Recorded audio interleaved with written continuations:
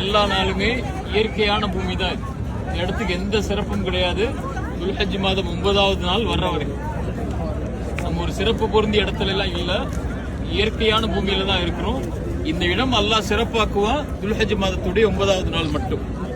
அதுவும் எப்போ காலையில ஃபஜ்ர்ல இருந்து மக்ரிப் வரைக்கும். ரசூலுல்லாஹி ஸல்லல்லாஹு அலைஹி வஸல்லம் சொன்னாங்க, அல் ஹஜ்ஜு அரஃபா.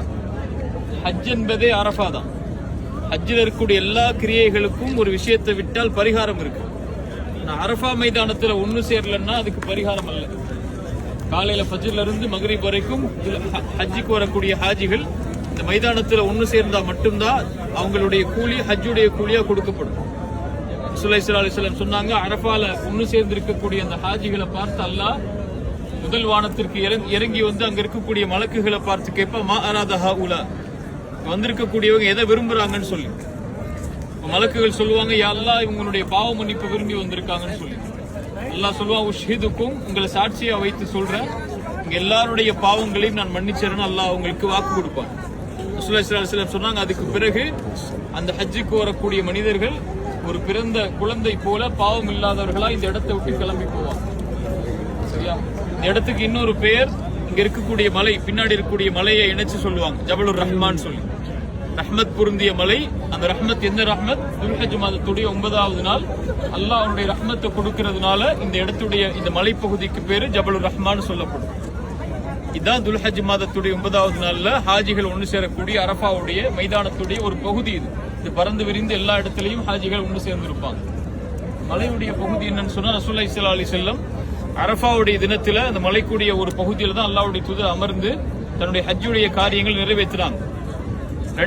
ரெண்டு சிறப்பு மிக்க வரலாறு இந்த அரஃபாவுடைய மைதானத்தோடு இணைஞ்சிருக்கு.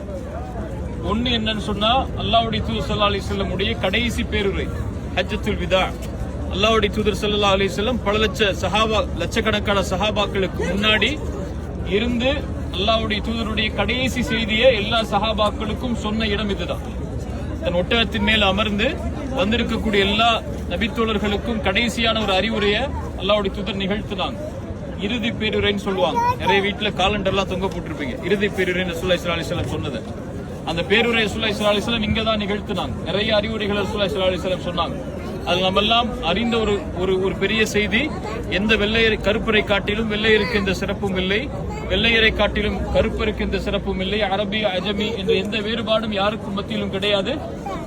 இல்ல தக்குவா, இறையச்சத்தை தவிரன்னு சொன்னாங்க. அதுவும் உள்ளத்தை சார்ந்தது, அதுவும் அல்லாஹ் ஒருவன் தான் அறிவான்னு சொல்லி ரசூலுல்லாஹி ஸல்லல்லாஹு அலைஹி வஸல்லம் அடையாளம் காட்டி சொன்னாங்க. வட்டி அல்லாஹ்வுடைய தூதர் ஸல்லல்லாஹு அலைஹி வஸல்லம் இந்த இடத்துல தான் தடை செஞ்சாங்க. இப்படி மார்க்க சட்டங்கள் எல்லாத்தையும் அல்லாஹ்வுடைய தூதர் ஸல்லல்லாஹு அலைஹி வஸல்லம் கடைசியா எடுத்து சொல்லிட்டு சஹாபாக்களை பார்த்து கேட்டாங்க, நான் உங்களுக்கு அல்லாஹ்வுடைய செய்தியை எடுத்து வச்சுட்டேனான்னு சொல்லி. சஹாபாக்கள் எல்லாரும் சொன்னாங்க, யா ரசூலல்லாஹ் நீங்க எடுத்து வச்சீங்கன்னு சொல்லி. ரசூலுல்லாஹி ஸல்லல்லாஹு அலைஹி வஸல்லம் 3 முறை இத சஹாபாக்களுக்கு கேட்டதுக்கு அப்புறம் அல்லாஹ்வை கை காட்டி சொன்னாங்க, அல்லாஹும்ம யா அல்லாஹ் நீதான் சாட்சி இதற்கு, யா அல்லாஹ் நீதான் சாட்சி இதற்கு, நீதான் சாட்சி இதற்குன்னாங்க. அந்த வார்த்தைக்கு அப்புறம் சஹாபாக்கள் உணர்ந்தாங்க, அல்லாஹ்வுடைய தூதருடைய பிரிவு அல்லாஹ்வுடைய தூதர் இங்க எடுத்து சொல்றாங்கன்னு சொல்லி. இல்லையா? அல்லாஹ்வுடைய தூதருடைய கடமை அல்லாஹ்வுடைய தூதர் முடிக்கிறாங்க இந்த இடத்துலன்னு சொல்லி. அதுக்கு பிறகுதான் அல்லாஹ் ஒரு குர்ஆனுடைய வசனத்தை இறக்குறான். அல் யௌம அக்மல்து லக்கும் தீனக்கும் வ அத்மம்து அலைக்கும் நிஅமதி வ ரதீது லக்குமுல் இஸ்லாம தீனா. இன்றைய தினம் அல்லாஹ் அவனுடைய மார்க்கத்தை முழுமையாக்குகிறான், அவனுடைய அருளை பூரணமாக்குகிறான், அவனுடைய மார்க்கமாக இஸ்லாமை அல்லாஹ் அங்கீகரிக்கிறான் அப்படிங்கிற குர்ஆனுடைய வசனம் இறங்குது இந்த இடத்துல தான். அந்த வசனம் இறங்கியதோட அல்லாஹ்வுடைய தூதருடைய மார்க்கம் முழுமையாகுது.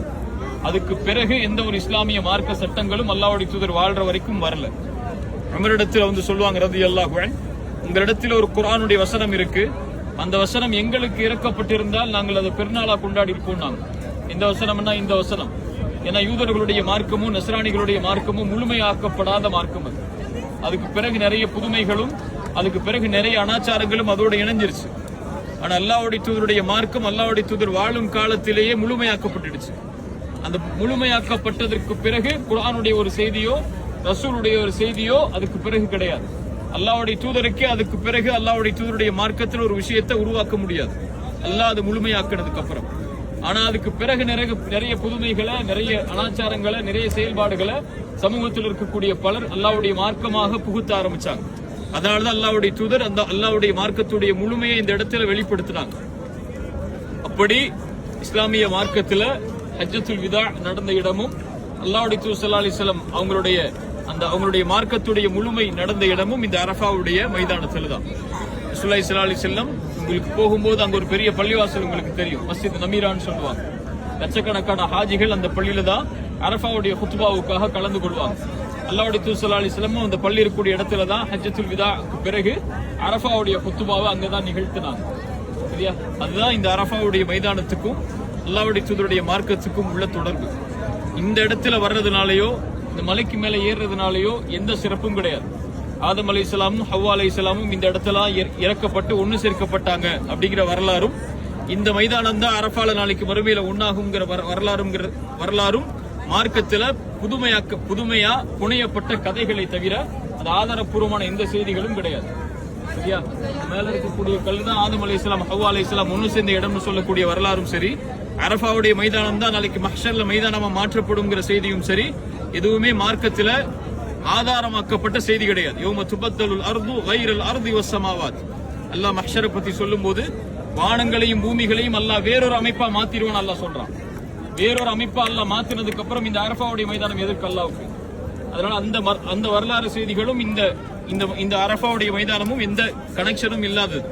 இங்க துவா செஞ்சா பரக்கத் கிடைக்கும், இங்க துவா செஞ்சா அல்லாஹ்விடத்தில் அங்கீகரிப்பு கிடைக்கும், இதெல்லாம் ஒண்ணுமே மார்க்கத்தில் அனுமதிக்கப்படாத செயல்பாடு. இது வர்றது நம்ம ஹஜ்ஜை நினைவு கூறுறதுக்காக மட்டும்தான். ஹஜ்ஜுங்கிறது இஸ்லாமிய மார்க்கத்துடைய 5வது கடமை. செல்வத்தாலையும் உடலாலையும் யாருக்கு சக்தி இருக்கோ அவங்க ஹஜ்ஜு செய்யணும். கடமையானதற்கு பிறகு நம்ம ஊர்ல செய்யற மாதிரி 60 வயசு 70 வயசு 80 வயசுல தான் ஹஜ்ஜுக்கு வரணுங்கிறதெல்லாம் நம்ம ஊருடைய வழக்கமே தவிர இஸ்லாமிய வழக்கம் கிடையாது. 19-20 வயசுலயே செல்வம் இருக்கு, உடல் வலிமை இருக்குன்னா அவருக்கு ஹஜ்ஜு கடமையாயிரும். அவர் ஹஜ்ஜு கடமையானதற்கு பிறகும் ஹஜ்ஜு செய்யாம மரணமான ரசூலுல்லாஹ் சொன்னாங்க, அவர் நசரானியா இறந்தால் என்ன, அவர் யூதரா இருந்தால் என்ன, இஸ்லாமிய மார்க்கத்தை விட்டு வெளியேறிதான் அவருடைய மரணமே இருக்குன்னு சொன்னாங்க.